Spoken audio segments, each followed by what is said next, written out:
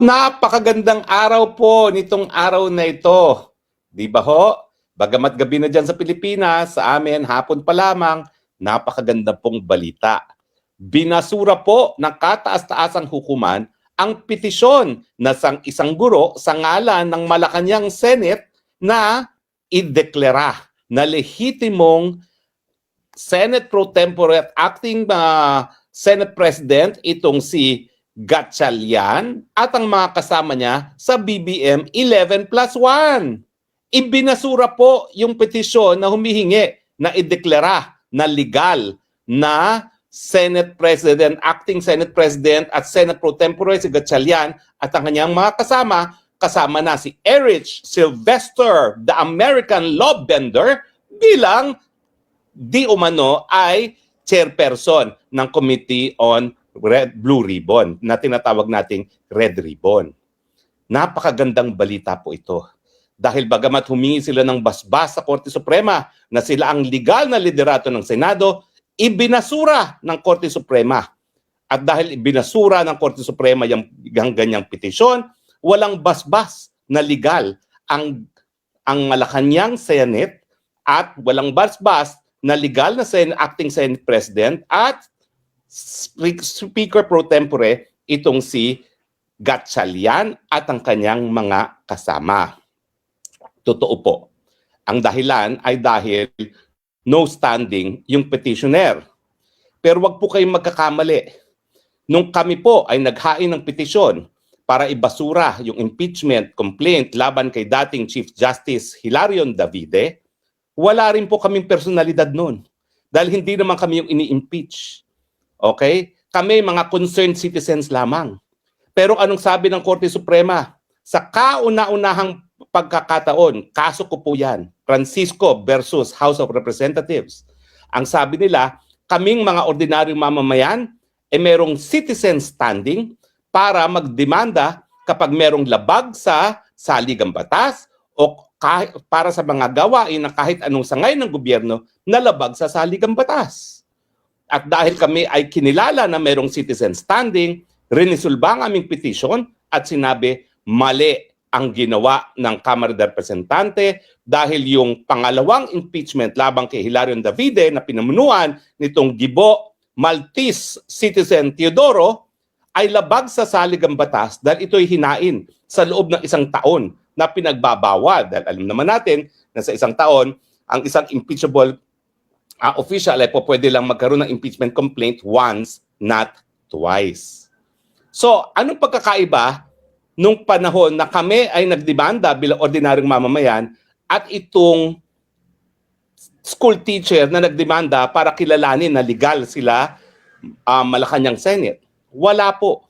Sa totoo lang, kung gustong iresolba yan ng Korte Suprema, dapat na resolba yan dahil kami, nung panahon ni Hilarion Davide, wala naman kaming pakialam dyan sa impeachment ng Hilarion Davide. Hindi naman kami ang ini-impeach. Hindi naman kami mambabatas na mayroong personalidad para magdemanda kung nalalabag ang saligang batas. Ibig sabihin, talagang ayaw maghimasok ng Korte Suprema dun sa issue na dinulog sa kanila. Bakit? Kasi nga, sa tingin nila, walang dapat babago sa Senado. Ang halal ng 13 senador na sang-ayon sa ating saligang batas, ang boto na kinakailangan ng kahit sinong nagnanais na maging Senate President ay 13. At sa ngayon, 13, iisa lang ang nakakuha ng 13 boto. At yan si Alan Peter Cayetano. So nang dinismiss ng hukuman itong petisyon na bigyan ng basbas sila Sherwin Gatchalian na legal na opisyalis ng Senado, ayaw paghimasukan ng Korte Suprema ang status quo dahil ang status quo si Alan Peter Cayetano lamang ang Senate President. Paano naman yung dulog nitong teacher neto na kilalanin si Erich Sylvester, the American, the law bender, bilang ka-chairperson ng Blue Ribbon Committee na tinatawag na Red Ribbon Committee sa ilalim ng kanyang pamumuno? Ayaw rin paghimasukan ng hukuman. Kasi malinaw naman sa saligang batas na a quorum shall be majority of members of each house. So bago magkaroon ng mga bagong chairpersons ng mga committee, kinakailangan may quorum. Ano ang quorum? Ang quorum, sang-ayon sa lengguwahe, napakalinaw na lengguwahe ng ating saligang batas, majority. Anong majority? 12 plus 1, 13. So ito yung sinasabi natin na kapag ang Korte Suprema ay nag-dismiss ng kaso for whatever reason, ini-institutionalize niya, gina-justify niya ang status quo. Ibig sabihin, nananatiling Senate President si Alan Peter Cayetano, nananatiling chairperson ng Senate Blue Ribbon Committee si Pia Cayetano, at nananatiling chairperson ng subcommittee on the flood control scam, si Senator Rodante Marcoleta. Pahiya ang Senate ng Malacanang. Bagamat, sasabihin nila, ang Ratio Decidendi walang standing. Bagamat, totoo yan, na-dismiss because of no standing, ang epekto, it will justify the status quo. At ang status quo ay Alan Peter Cayetano and the majority of 13 na kinabilangan ni Senator Bato de la Rosa. Yan po ang epekto kapag hindi binigyan ng due course ang isang petisyon ng Korte Suprema. It legitimizes the status quo, at ang status quo, si Alan Peter Cayetano ang Senate President, si Pia ang chairperson ng Senate Blue Ribbon Committee, at si Senator Marcoleta ang chairperson ng Subcommittee on the Flood Control Scam. Ano na ngayon ang mangyayari kay Gatchalian? Mag-ingat ka, Gatchalian, dahil ikaw hindi ka abogado, hindi mo alam kung anong sinasabi talaga ng batas at ng saligang batas. Pag ikaw pumirma sa kahit anong tseke, that is usurpation of authority. At kapag yan ay kinilalang pirma mo ng bangko, that is malversation of public funds. Dahil tanging authorized signatory lamang dyan sa Senado ay ang Senate President at ay walang iba kundi si Alan Peter Cayetano. Hindi mo maitatanggi na kinikilala nyo pa rin si Alan Peter Cayetano. Dahil hindi ka naman nila hinalal bilang Senate President. Bakit? Kasi wala silang 13 boto. Tama ang ginagawa nyo na humahanap kayo ngayon ng isang boto para magkaroon kayo ng 13 na boto. Dahil hanggang wala kang 13 na boto, huwag kang pipirma sa kahit anong tseke, malversation of public funds yan, at usurpation of authority. Alam mo yan. Kaya nga, hindi nyo dineklarang Senate President si Gatchalian dahil alam nyong walang legal na basihan. Katawa-tawa naman kayo, mga mambabatas kayo, hindi nyo maintindihan ang napakasimpleng lengguwahe na ang Senate President hahalal ng majority ng lahat ng miyembro. Ibig sabihin, 24. Magbabago lang yan kung merong namatay doon sa mga senador. Pero ngayon po, 24 ang senador, so ang kinakailangan na boto ay 13, ang quorum ay 13 pa rin. That is why I'm curious. Abay, si Gatchalian pa ang tumanggi doon sa joint signatories para lang hindi maantala ang sweldo ng mga empleyado ng Senado. E samantalang, siya naman yung nangangailangan ng deklarasyon sa hukuman na siya talaga ang acting Senate President. O ayan, binasura na. Wala na yung ganyang basbas. Paano ka ngayon? Tumanggi ka na. Ang Land Bank of the Philippines, ang depository ng Senate ngayon, kapag sila ay nag-encash ng cheque at tumanggap na cheque na pirmado ni Gatchalian, lagot sila. Malversation of public funds. At sa tingin ko, hindi nila pagpipilitan yan. Ang gagawin nila ngayon, talagang babrasuhin nila isa pang senador.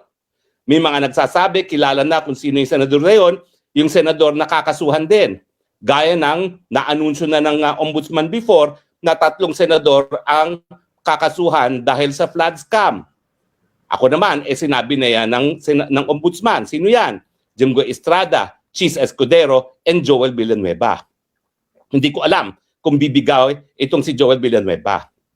O nga pala ha, maski ako po ay disappointed sa ginawa ni Chis Escudero, aaminin ko, di ko naman siya masisi. Bakit? Ako naka-asylum. Dahil alam ko naman, walang basihan yung kaso laban sa akin. Ang pagkakaiba dito sa mga senador neto, talagang may record na sila ay nagkaroon ng insertions, may record na sila ay nagrekomenda ng mga proyekto sa DPWH na alam naman natin na sang-ayon sa SOP, pinagkakakitaan nila. Pero naintindihan ko pa rin kung bakit ayaw nila makulong. Sino ba naman ang gusto makulong? Ang ating mga preso, sang-ayon po sa Redress, isang international NGO na kumikilitis sa mga prison conditions. Ang prison conditions sa Pilipinas ay torturous, cruel, degrading, and inhumane.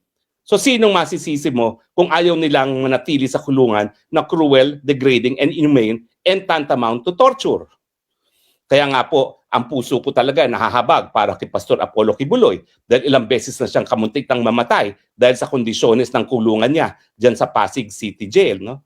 At yan naman ang dahilan kung bakit hinaharap ko ang mga kaso ko, naghain ako ng petition for review sa Department of Justice dahil yan ay required bago ako makarating ng hukuman.